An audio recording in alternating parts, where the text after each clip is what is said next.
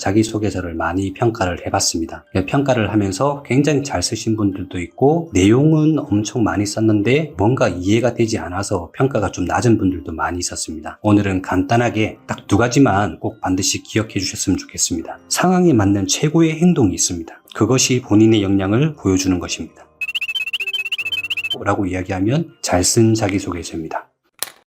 안녕하세요. 리얼버프입니다. 오늘은 취준생 버프입니다. 가장 여러분들이 많이 궁금해했던 자기소개서 작성하는 부분이거든요. 저희가 오랜 동안 채용을 하면서 여러 기관들의 자기소개서를 많이 평가를 해봤습니다. 평가를 하면서 굉장히 잘 쓰신 분들도 있고 내용은 엄청 많이 썼는데 뭔가 이해가 되지 않아서 평가가 좀 낮은 분들도 많이 있었습니다. 근데 그러한 것들을 자세하게 설명드리기에는 시간이 좀 한계가 있고 오늘은 간단하게 딱 2가지만 꼭 반드시 기억해 주셨으면 좋겠습니다. 가장 중요한 첫 번째, 내 자소서를 읽는 사람은 나를 모르는 사람이라는 것입니다. 왜 당연한 말을 뚱딴치 같이 이야기하는지 모르시겠죠? 근데 이게 굉장히 중요한 내용입니다. 이 글을 쓰는 것이 너무 어렵거든요. 나를 아는 사람과 대화할 때는 그 사람이 나를 잘 알고 있기 때문에 이해를 잘 합니다. 근데 자소서를 읽다 보면 저희 맥락이 이해가 되지 않아요. 그게 뭐 때문에 그렇다고 이제 생각을 했냐면 내 머릿속에 있는 것들을 글을 쓰는데 내 머릿속에 있으니까 글을 쓸 때는 어떻게 쓴다 하더라도 다 맥락이 이해가 된 상태에서 쓰고 있거든요. 그런데 이 글을 처음 읽는 사람들 같은 경우에는 그 맥락이 이해가 되지 않을 때가 너무 많습니다. 그게 또 어떤 경우냐면 나를 잘 아는 선배라든지 아니면 뭐 교수님, 부모님들 그분들과 대화할 때는 편하게 이야기하시잖아요. 그래도 그 사람들은 나에 대해서 어떤 상황이나 환경에 대해서 잘 알고 있기 때문에 간단하게 이야기를 해도 다 이해를 하는데 자기소개에서는 지원자님들에 대한 그런 내용들을 잘 모르고 있기 때문에 그 부분들을 이제 잘 써야 된다는 겁니다.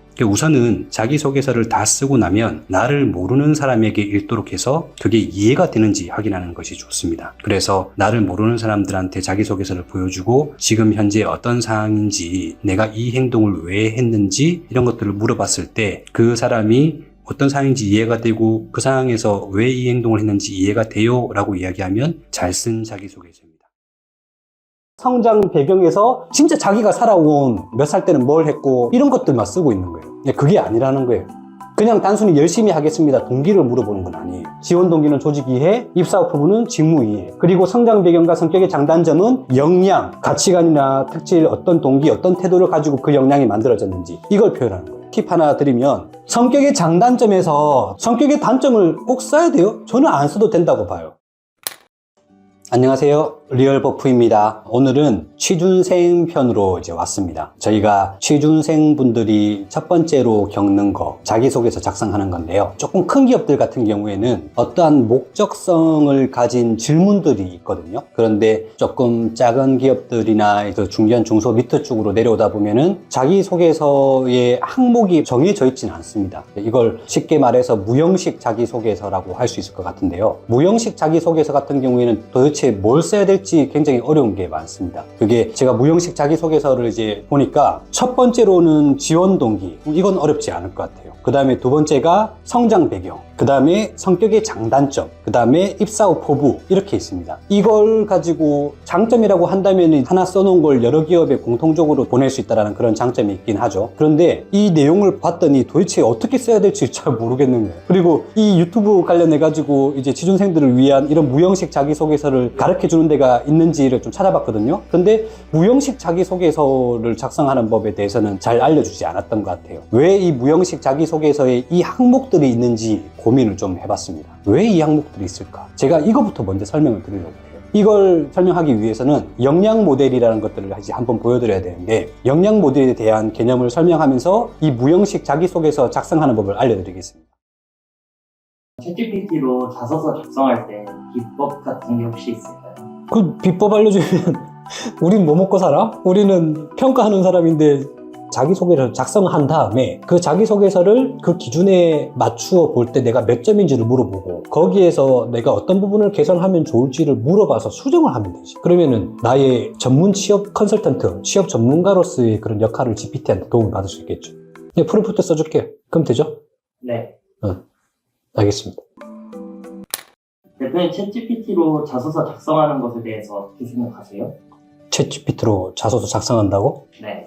뭐 요즘 GPT 안 쓰는 사람이 있나? 보니까 GPT로 자기소개서 작성하는 법 이런 거 많이 나와 있던데 난 뭐 쓸 수 있다고 본다. 자기소개서라는 게 뭐 자신의 경험들 기반으로 작성을 해야 되는데 자기소개서를 GPT한테 작성을 해달라고 한다? 그건 좀 문제가 되긴 하지. 근데 자소 쓰는 게 워낙 어려우니까 쓴다고도 하더라고. 크게 문제는 안 될 거라고 봐. 내가 아는 기업 중에 그런 기업이 있거든. 자기소개서를 어디서 뺏겨왔다든지 아니면 합격한 자기소개서를 이제 복사해서 붙인다든지 이런 것들을 이제 잡아주는 기업들이 몇 군데 있단 말이에요. 근데 그런 기업에서는 지금 최근에 나왔던 게 GPT로 작성을 했는지 아닌지에 대한 그 기술들도 연마가 돼가지고 자기소개서를 GPT로 작성을 한다? 그것들을 어느 정도 찾아내는 걸로 알고 있어요. 그래서 기업에서는 이제 자기소개서를 GPT로 작성을 많이 하니까 그것들을 평가한다는 게 의미가 있을까? 이런 고민을 할 수 있을 것 같아요. 그러다 보니까 이제 자기소개서도 점차 평가를 하지 않을 것 같다라는 그런 말이 돌긴 하는데 그러면 자기소개서를 평가를 안 해버리면은 그냥 스펙만 가지고 이제 서류 전형을 해야 되는데 또 그것도 쉽지 않을 것 같긴 하거든. 그래서 내 생각에는 자기소개서 평가가 사라진다기보단 GPT로 작성을 했는지 아닌지에 대한 그런 검증 기술들이 조금 앞으로 많이 좋아지지 않을까? 그런 생각이 들어요. GPT가 작성하는 그 문맥이라든지 그런 단어 이런 것들이 GPT스럽다? 이런 게 있기 때문에 아마 그런 사람들은 다 어느 정도는 걸려 나올 것 같아요. 그러면 챗GPT로 자소서 작성할 때 기법 같은 게 혹시 있을까요? 자기소개서잖아요. 제가 특강 갈 때는 그때 안내를 드리는 말인데 일기가 아니거든요. 일기는 나만 보는 거잖아요. 내가 볼 거니까 내가 뭘 어떻게 쓰든 상관이 없다고. 근데 자기소개서는 남이 보는 거거든요. 그렇기 때문에 표현되는 그 방식이 그 안의 경험들이 자신의 경험이면서 그렇게 소개가 돼야 된다고 생각이 드는데 그 이유가 뭐냐면 좋아요, 구독, 알림 설정까지. 대표님, 오늘은 자기소개서 쓰는 방법에 대해 몇 가지 여쭤보도록 하겠습니다. 첫 번째 질문입니다. 자기소개서에서 제한된 글자 수는 다 채워야 될까요? 제 생각인데 다 채우는 게 좋죠. 보통 글자 수 제한이 있다라는 말은 다른 사람과 비슷하게 평가하기 위한 어떤 조건을 맞춘 거 아닐까요?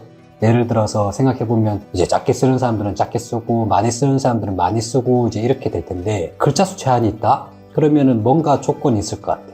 그래서 동일한 기준으로 평가하기 위해서 글자 수를 제한을 했다. 또 글자 수가 보통 500자, 700자, 뭐 1000자 막 이렇게 있거든요. 자기소개서를 평가를 제가 이제 하는 입장에서 볼 때 500자 정도 되어야만 지원자들이 쓴 내용의 구체성이라든지 아니면 그 사람들의 어떤 뭐 행동, 노력, 뭐 느낀 점 이런 것들을 좀 쓸 수 있는데 어떤 지원자들은 뭐 이러한 자격증이 있다, 이러한 자격증이 있다 막 이런 것들을 막 쓰시는 분들도 계시긴 한데 그런 경우에는 그 사람들이 왜 그 자격증을 땄는지 뭐 이런 구체성을 좀 알기는 어려운 부분이 있거든요. 적어도 500자, 700자 제한이 있다는 말은 구체성 있게 자기를 표현해달라는 의미가 될 텐데 그걸 요약해서 쓴다는 것들은 자기를 올바르게 표현하지 못한다는 측면에서 문제가 있습니다. 자기소개서 글자 수 제한이 있으면 거기에 꽉꽉 맞춰서 쓰는 게 좋은 거고 예전 같으면은 자기소개서 글자 700자 제한인데 뭐 300자 미만으로 썼다? 그러면 불합격 시켰던 것도 본 적이 있는 것 같아요. 평가할 근거가 없거든요. 면접에서는 추가 질문을 할 수 있으니까 만약에 부족하면은 물어보면서 또 따로 들으면 되는데 자기소개는 추가 질문이 없는 영역이잖아요.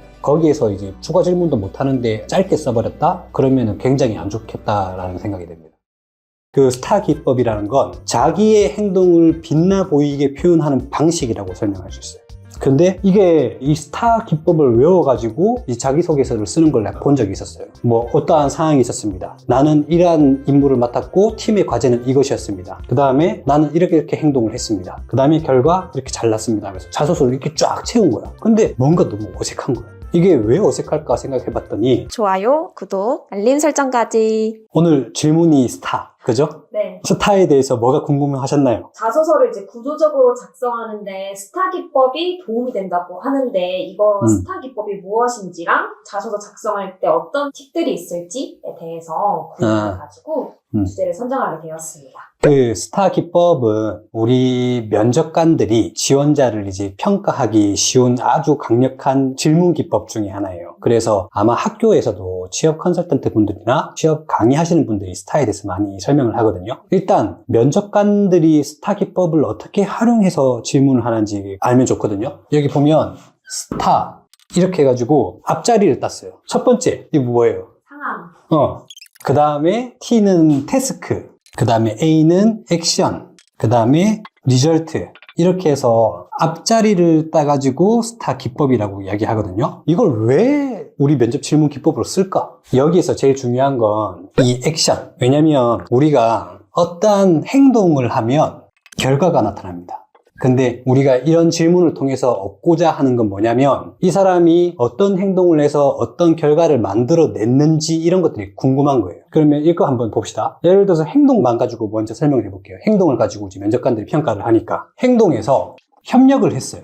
그 다음에 야근을 했어. 그리고 헌신을 했어. 그냥 행동만 보자면 협력을 하고 야근을 하고 헌신을 했다 이거예요. 이런 행동은 우리가 볼 때 괜찮은 행동이잖아. 괜찮은 행동인데 왜 이 행동을 했는지를 확인하기 위한 게 이 스타 기법이에요. 예를 들어서 협력을 했는데 자기 일일 때 협력을 하는 건 당연한 거잖아요. 그리고 자기 일일 때 야근을 하는 건 당연한 거고 자기 일일 때 헌신하는 건 당연한 거잖아요. 이걸 이제 기업에서는 당연하게 본다라는 거지. 원래 당연하지 않기 힘든 거잖아. 사람들은 다 안 하고 싶어 한단 말이에요. 근데 자기 일일 때는 이 협력을 하고 야근을 하고 헌신하는 행동 자체를 당연하게 본단 말이에요. 예를 들어서 자기 일이라서 협력을 하고 야근을 하고 헌신을 했는데 누가 시켜서 했다거나 시켜서 협력을 했어요. 그러면 이건 좋은 협력적인 행동일까요? 아닌 거예요. 누가 시켜서 야근을 했어. 아닌 거야. 그리고 누가 시켜서 헌신을 당했어. 야, 이번에 네가 조금 이제 희생을 해라. 이렇게 했어. 그럼 이것도 아닌 거잖아요. 근데 남의 일, 내 일이 아니고 남의 일인데 협력을 했으면 괜찮은 행동이죠. 그리고 남의 일 때문에 야근을 했다. 괜찮고 남의 일 때문에 헌신을 했다. 이것도 괜찮단 말이에요. 그러면 우리가 아까 행동을 평가한다고 했는데 저게 시켜서 한 일인지 남의 일인지 그걸 확인하기 위해서 이것들을 물어보는 거예요. 어떤 상황이었냐, 그리고 본인이 맡은 일은 무엇이었냐, 그래서 협력을 했냐, 야근을 했냐, 헌신을 했냐 확인하기 위한 거예요. 그렇기 때문에 이 스타 기법에서는 A가 가장 중요하지만은 이 행동이 정당한 행동이었는지 적절한 행동이었는지 우수한 행동이었는지 확인하기 위한 근거를 여기에서 찾기 위한 거예요. 그래서 결과가 좋을 때도 있고 안 좋을 때도 있어요. 결과가 좋으면은 그 행동에 대해서도 잘했네, 좋은 성과가 났다라고 하는 거지만 결과가 조금 잘 안 나왔다 하더라도 그때 그러한 노력이나 행동을 통해서 어떤 점을 배웠냐, 어떤 점을 겪었냐 이렇게 질문하는 거예요. 이 원리는 이거예요. 행동을 평가하기 위해서 이 상황이나 그 사람이 맡은 일을 이해하고 질문하는 거예요. 그래서 면접관이 어떻게 질문을 하냐면